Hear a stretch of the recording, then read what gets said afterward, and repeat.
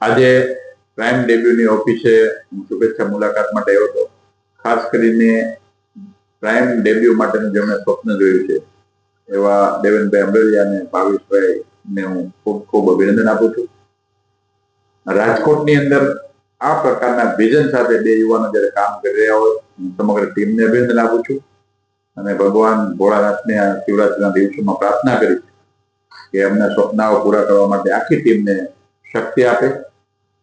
અને જે પ્રકારે દેવેનભાઈનો તો મને વર્ષોથી અનુભવ છે કે પ્રમાણિક પત્રકારત્વ એમને કર્યું છે, પ્રમાણિકતાથી એક ફોટોગ્રાફરથી એમની કારકિર્દી શરૂ કરીને આજે એક ચેનલ સુધી પહોંચ્યા છે અને ભવિષ્ય ખૂબ ઉજ્જવળ મને દેખાઈ રહ્યું છે. આવનારા દિવસોમાં ખૂબ પ્રગતિ કરે, લોકોના સાચા પ્રશ્નો સરકાર સુધી લોકોની વચ્ચે મૂકે અને એમાં સુખદ સમાધાન લાવીને રાજકોટના વિકાસમાં નરેન્દ્રભાઈ મોદી સાહેબના 2047ના વિકસિત ભારતની યાત્રાના સહભાગી બને એવી શુભકામના.